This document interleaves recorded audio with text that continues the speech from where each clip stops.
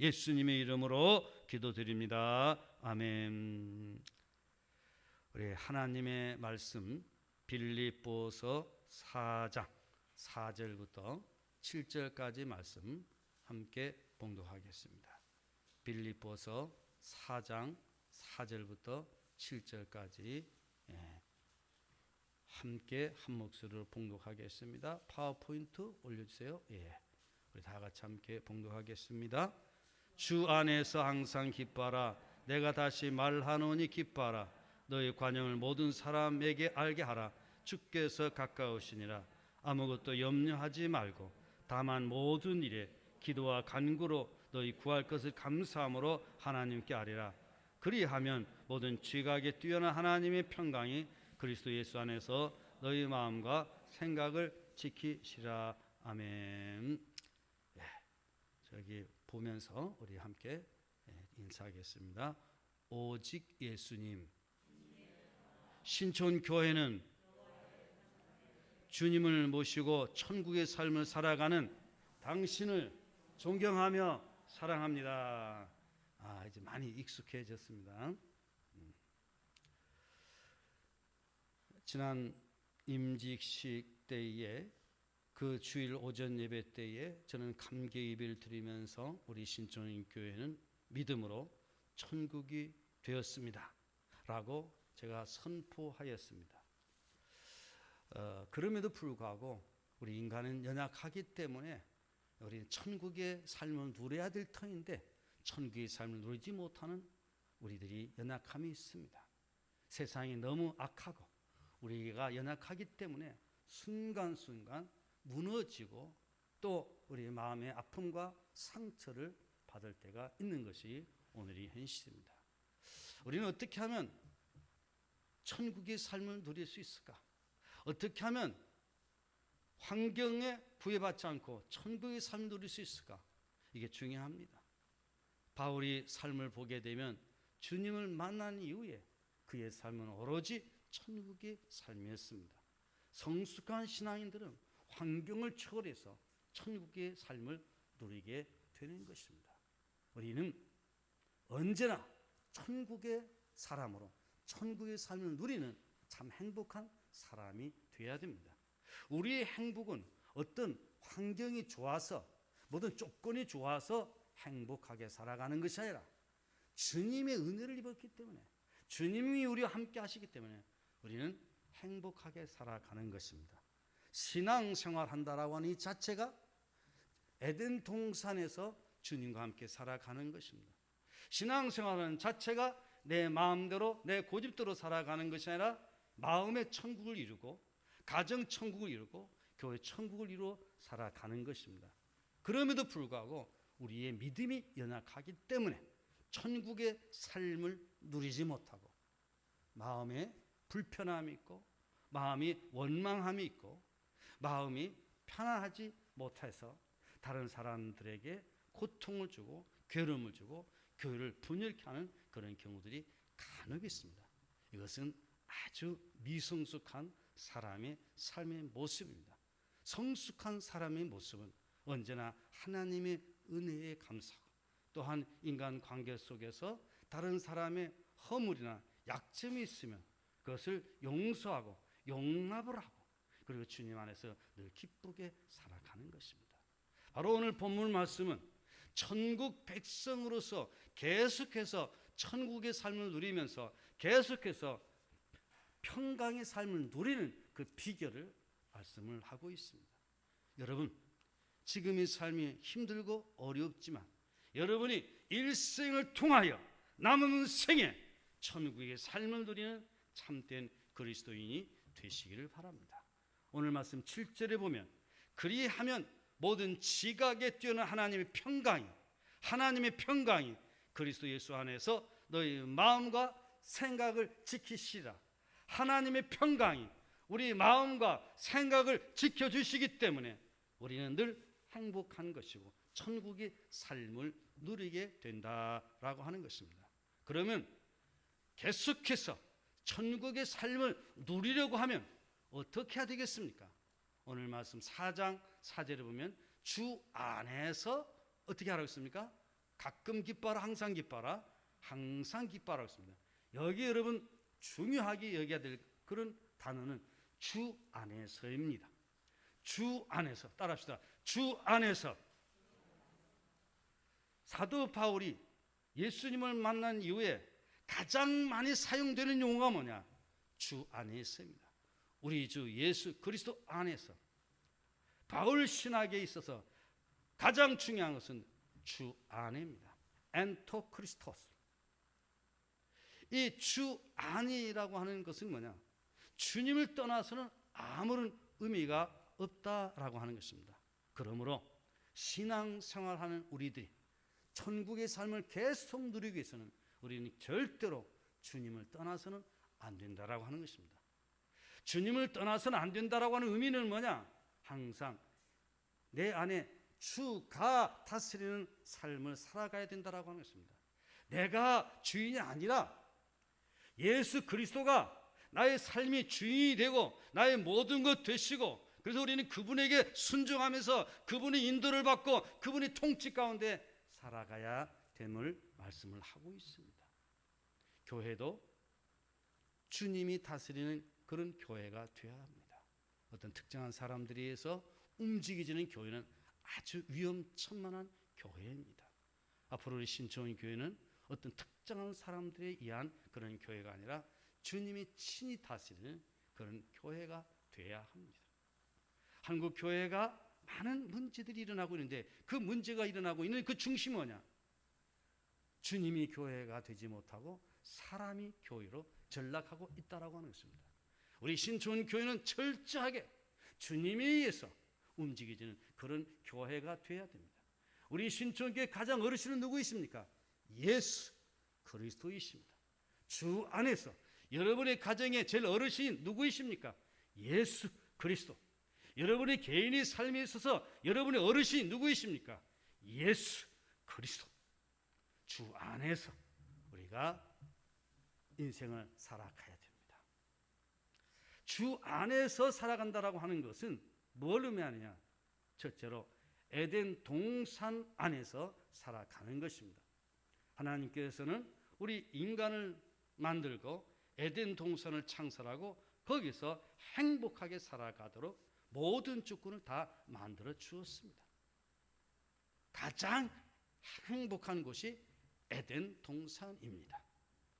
거기서 인간은 하나님의 사랑을 누리면서 하나님께서 공급해 주시는 그 은혜를 맛보면서 행복하게 살아가야 됩니다.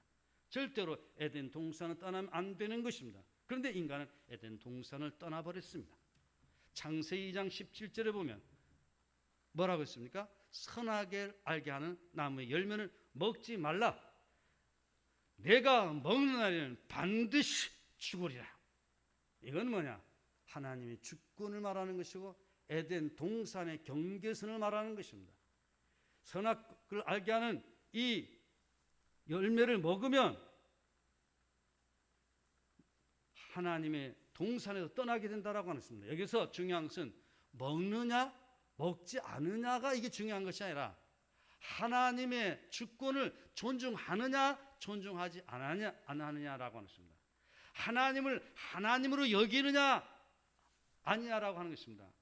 우리 인간과 하나님의 차이점은 우리 인간은 피조물입니다. 우리 하나님은 창조주 하나님이십니다. 하나님은 전능자이십니다. 우리는 그분에게 무릎을 꿇어야 되고 그분에게 경외해야 됩니다. 그런데 인간은 하나님처럼 되고자 높아지려고 선악과를 따먹었습니다. 이게 바로 에덴 동산을 떠난 것입니다. 이것이 하나님의 주권을 무시한 겁니다. 우리가 신앙생활을 하면서 하나님의 주권을 무시하는 일이 얼마나 많이 있는지 모릅니다. 여러분 잘 들으시길 바랍니다. 절대로 하나님의 주권을 무시하는 그런 인생이 되지 마시기를 바랍니다. 어렸을 때부터 하나님을 두려워하고 하나님을 경외하고 하나님의 주권을 존중하면서 살아가는 그런 아이들은 성장에서도 하나님을 경외하게 되고 그런 사람들은 인생을 행복하게 살아갑니다. 여러분 절대 에덴 동산에서 떠나면 안 됩니다. 두 번째, 주 안에서라고 하는 것은 주님을 떠나서는 안 된다라고 하는 것입니다. 요한복음 15장 5절에 예수님께서 말씀하셨습니다. 나는 포도나무여 너희는 가지라. 그가 내 안에 내가 그 안에 거하면 사람이 열매를 많이 맺나니 나를 떠나서는 너희가 아무것도 할 수 없습니다. 예수님을 떠나서는 아무것도 할 수 없다는 겁니다. 포도나무 가지는 포도나무의 원적이 붙어 있을 때만이 포도나무의 그 진액을 빨아먹으면서 열매를 맺을 수 있는 것입니다. 그리스도인의 삶은 주님과 붙어 있으면서 주님의 말씀을 들어야 됩니다. 주님과 관계가 끊어지게 되면 그리스도인의 삶은 죽은 겁니다. 창세기에서부터 요한계시록까지 말씀을 보게 되면 하나님께서는 말씀을 통해서 우리에게 은혜를 공급해 주십니다. 하나님의 말씀을 듣지 못하면 영적으로 죽어 있는 겁니다. 이 세상에 보면 하나님 말씀을 전혀 듣지 않은 사람들이 있습니다. 듣지만 깨닫지 못하는 사람들이 있습니다. 듣지만 거스리는 사람들이 있습니다. 오늘 우리는 하나님의 음성을 듣는 자가 되어야 됩니다. 주님 떠난다라고 하는 것은 내가 살아서 내 고집대로 살아간다는 것이고, 주님 떠난다라는 것은 주님의 말씀을 거역한다라고 하는 것입니다. 요한복음 15장 7절에 이렇게 말씀합니다. 너희가 내 안에 거하고 내 말이 너희 안에 거하면, 내 말이 너희 안에 거하면, 주님 말씀이 너희 안에 거하면 무엇이든지 원하는 대로 구하라. 그리하면 이루리라. 요한 1서 4장 6절에서 이렇게 말합니다. 우리는 하나님께 속하였나니 하나님을 아는 자는 우리의 말을 듣고, 바울을 통해서 전하는 말을 듣고, 말씀을 듣는다는 말 듣고, 하나님께 속하지 아니하는 자는 우리의 말을 듣지 아니하나니, 사도 바울을 통해서 전하는 말을 듣지 아니하나니. 왜 안 듣느냐? 진리의 영과 미혹의 영을 이루어서 하느니라. 진리의 영이 있는 사람은 하나님 말씀을 듣게 되는 것이고, 미혹의 영이 있는 사람은 하나님 말씀을 듣지 못한다라고 하는 것입니다. 주의 음성을 들을 때가 나니 곧 이때라. 듣는 자는 살아나리라. 모세 시대에 모세를 통해서 하나님 말씀이 전달이 됩니다. 하나님께서 모세를 통해서 많은 기적을 보여주십니다. 그러나 그 말씀을 따른 사람은 여호수아 갈렙뿐이었습니다. 왜 그러냐? 하나님은 보이지 않기 때문에. 보이지 않는 하나님의 말씀을 듣고, 주님 말씀을 듣고 순종하는 것은 결코 쉬운 일이 아니다라고 하는 것입니다. 예수님께서 이 땅에 오셔서 많은 기적을 행하시면서 많은 말씀을 하셨습니다. 우리 주님이 말씀하셨음에도 불구하고 당시 사람들은 안 믿는 사람들이 더 많았습니다. 왜 그러냐? 깨닫지 못하니까 그런 거예요. 화려한 복장을 한 대제사장, 주님 말씀 안 들었습니다. 똑똑한 서기관, 성경을 잘 아는 서기관들, 하나님 말씀을 듣지 않았습니다. 오히려 당시 사람들에게는 소외된 듯한 이 갈릴리 출신 어부들이 주님을 만났고 주의 말씀을 듣고 깨달았습니다. 사람들에게는 버림받는 사람들, 세리, 마태, 삭개오, 이런 사람들이 주님의 말씀을 듣고 따랐습니다. 당신은 무명의 사람들이었습니다. 하나님께서는 그들을 통해서 하나님 역사를 이루어 가셨다라고 하는 것입니다. 오늘 이 시대도 마찬가지입니다. 하나님의 음성을 듣는 사람이 있습니다. 듣지만 깨닫지 못하는 인생들이 있습니다. 어떤 사람이 천국의 삶을 누린 사람이냐?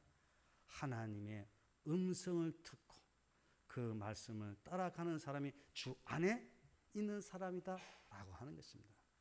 그럼 오늘 어떻게 우리는 하나님의 음성을 듣습니까?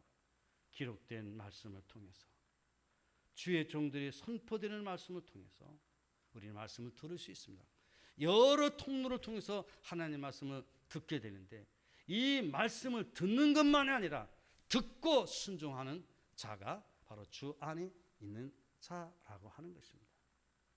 그러므로 여러분 이 시대 가운데 하나님의 음성을 듣는 성도가 되시기를 바랍니다.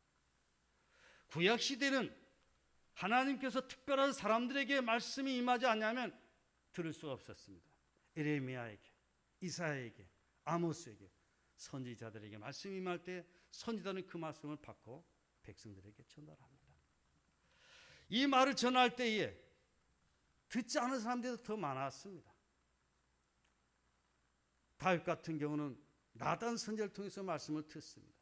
우리아의 아내 밧세바를 취하여 죄를 지었을 때에 바로 당신이 그자요 라고 직설법으로 다윗이 죄를 고합니다.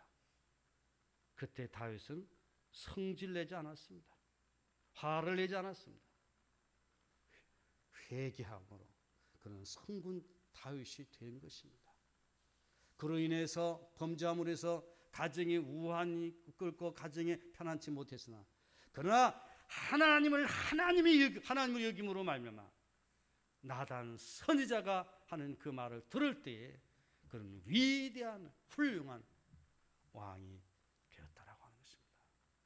오늘 우리가 신앙생활하면서 보면 하나님 말씀을 거역하고 불순종하고 그러면서 눈 하나 깜짝하지 않은 사람들이 너무도 많이 있습니다.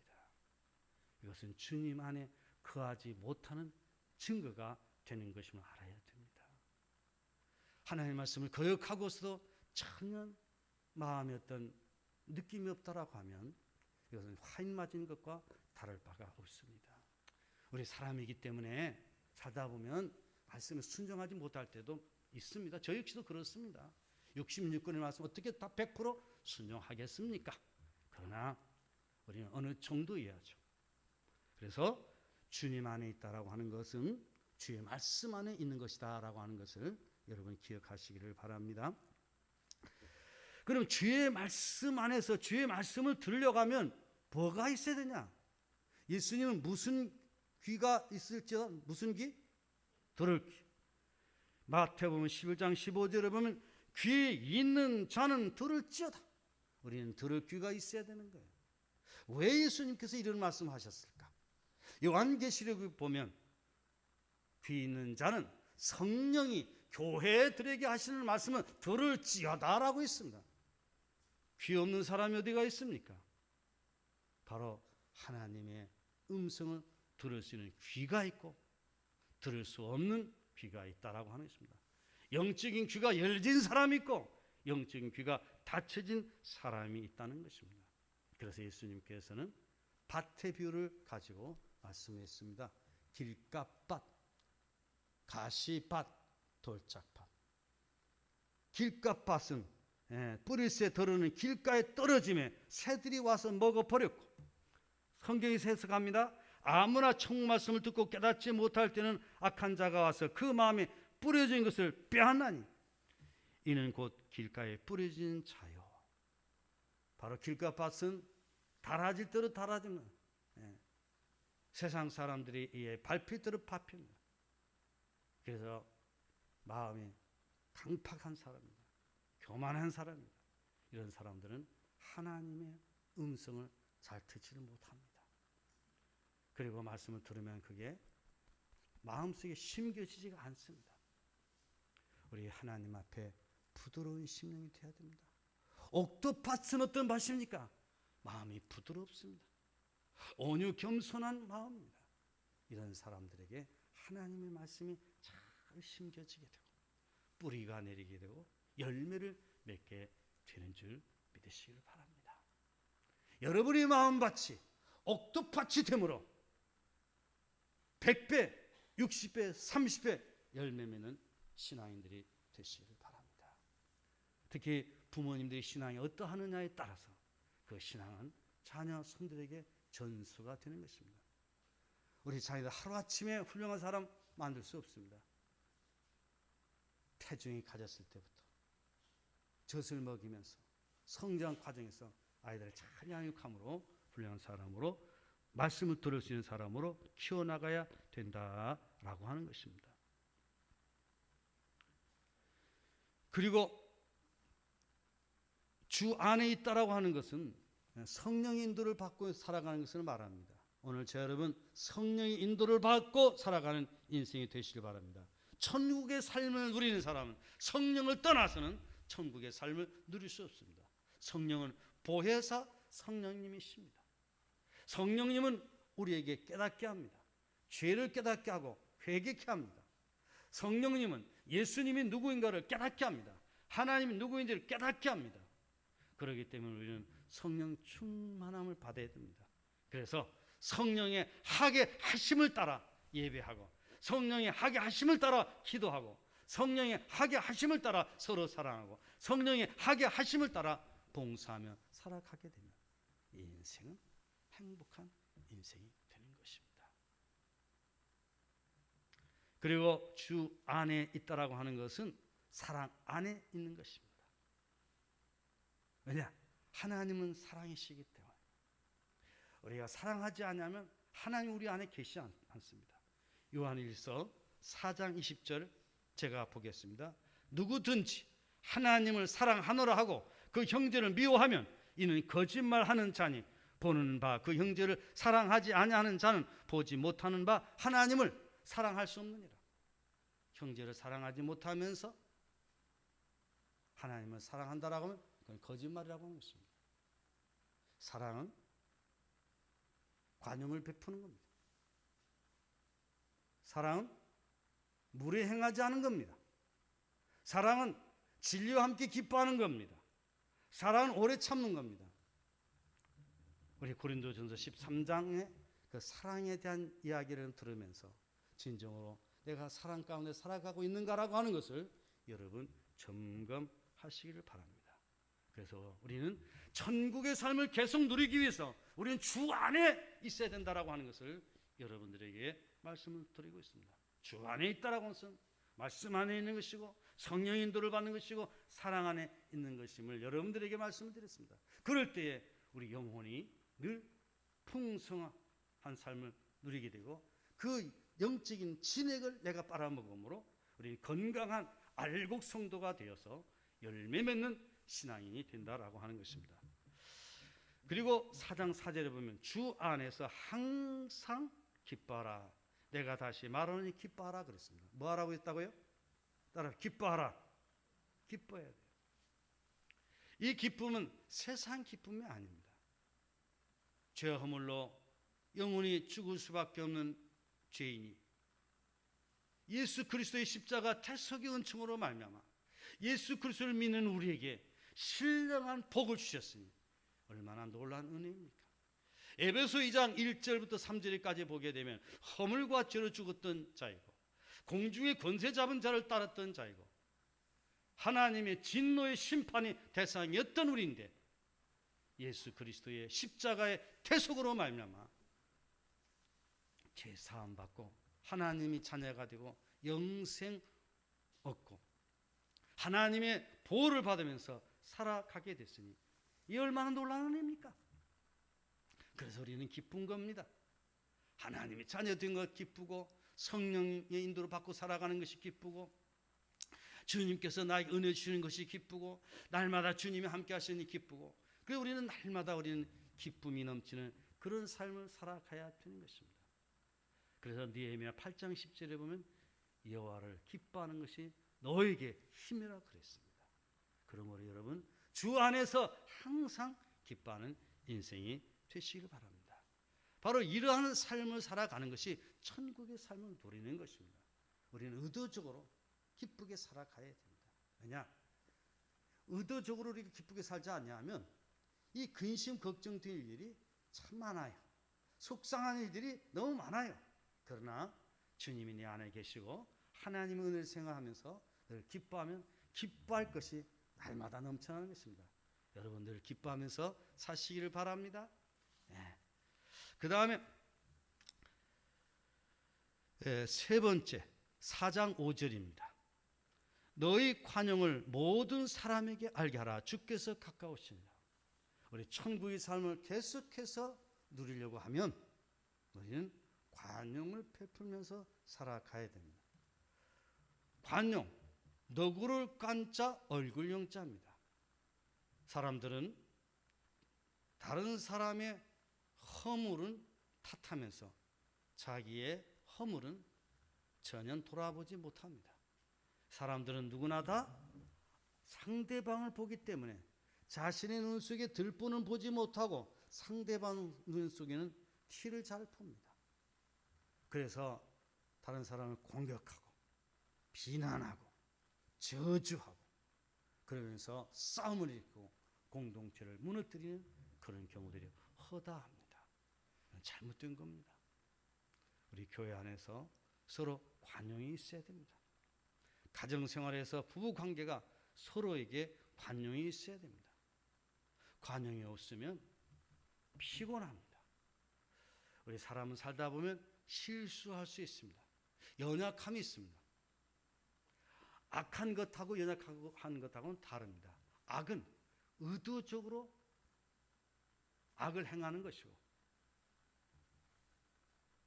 실수라든지 연약함은 연약하기 때문에 나도 모르는 사이에 넘어지는 겁니다.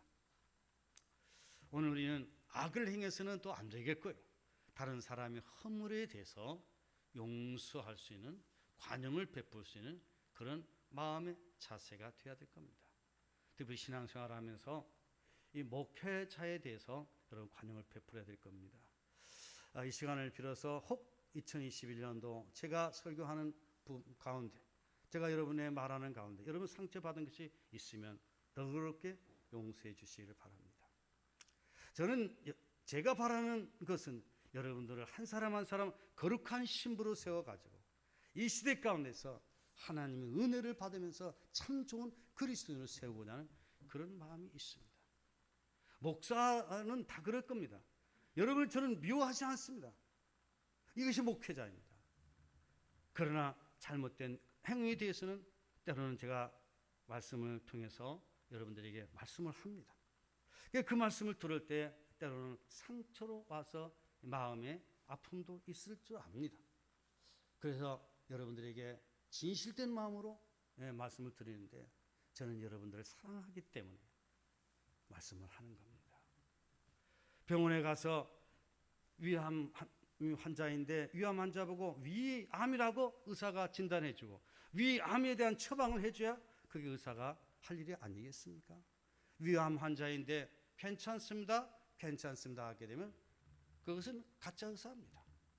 목회자도 영적인 의사로서 우리 교회에 일어나고 있는 오늘의 현실에 대해서 하나님께서 주시는 말씀을 선포할 때 그 말씀을 받는 사람의 입장에서는 상처가 되기도 하고 아픔이 올 수도 있다라고 하는 것입니다.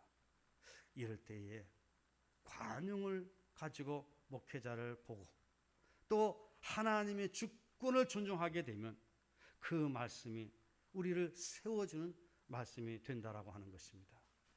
제가 고산교회 목회할 때인데 그 당시 아주 젊은 권사님이 아침 새벽에 저희 집에 왔어요. 그래서 왜 왔는가 했더니 울면서 회개하더라고요. 목사님 말씀하시는 걸 들으면서 꼭 저한테 하는 것 같아가지고 정말 죄송합니다.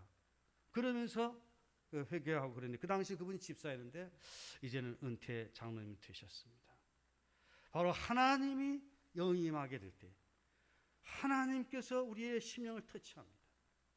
바로 그때에 우리는 관용하는 마음을 갖게 되면 우리는 그것이 말씀이 우리의 은혜가 되지만 그러나 그 말씀을 감정으로 받게 되면 내 마음속 깊은 상처로 남아있게 됩니다. 이런 것들이 반복하다 보면 이것이 공격 그런 형상으로 나타나게 되고 이러한 것들이 신앙생활에 아주 큰 문제가 된다라고 하는 것입니다.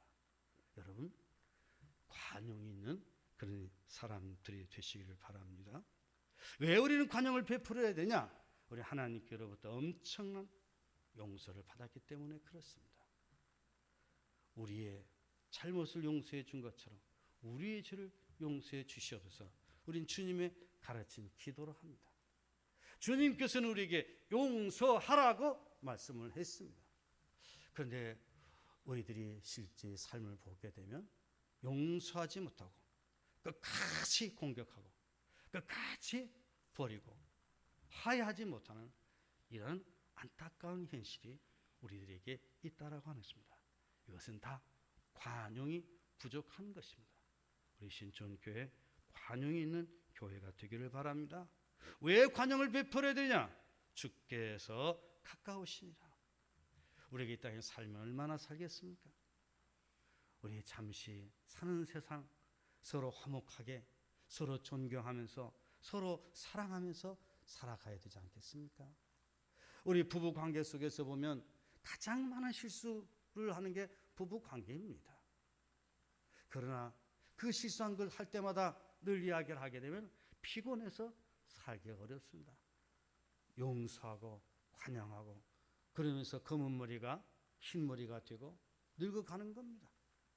그러나 용서치 못하고 관용을 베푸지 못하는 사람들은 깨어집니다.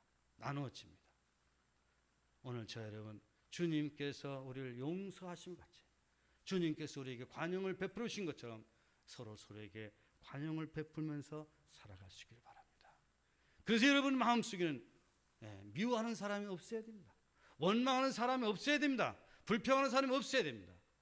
그게 바로 신앙인인 것입니다. 너희도 길이 참고 그 마음을 굳게 하라. 주의 강림이 가까우니라. 형제들아 서로 원망하지 말라. 그리하여 심판을 면하리라. 보라 심판자가 문 밖에 서 계시니라.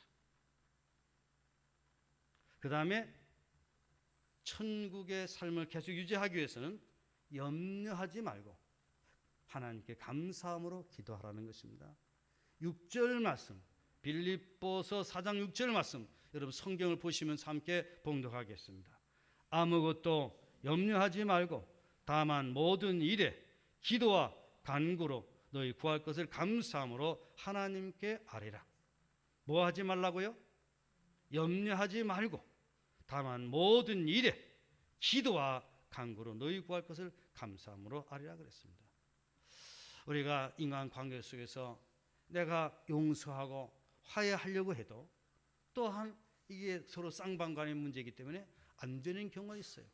이 세상에서는 안 되는 것들이 많아요. 안 되는 것들이 많아요. 문제가 많아요.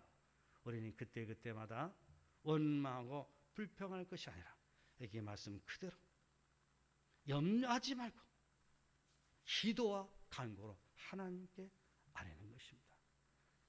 감사함으로 하나님께 아뢰일 때 하나님께서는 은혜 주실 줄 믿습니다. 하나님은 살아계십니다. 하나님 여러분과 함께 하십니다. 하나님 여러분을 도우십니다. 하나님 여러분을 붙들어 주십니다.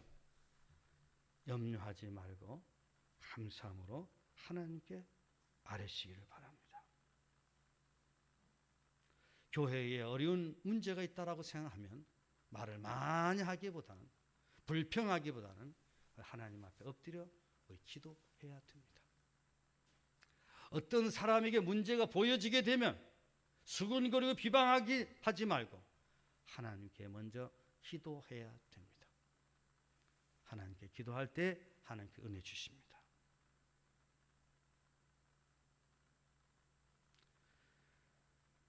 그러면 어떻게 되냐?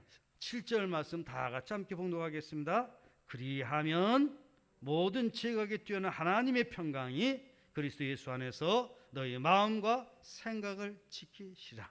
그리하면은 뭡니까? 주 안에서 기뻐하되 항상 기뻐하는 겁니다. 계속 기뻐하는 겁니다. 그리고 너희 관용을 모든 사람들에게 알게 하라. 관용을 베푸는 삶을 살아가는 것입니다. 어려운 문제가 있을 때 낙심하지 말고 기도와 간구를 하되 감사함으로 하나님께 아뢰는 것입니다. 그리하면 모든 지각에 뛰어난 하나님의 평강이 그리스도 예수 안에서 너희 마음과 생각을 지키시라. 내 마음을 지켜주시고 생각을 지켜주심으로 말미암아 나타난 결과는 평안입니다.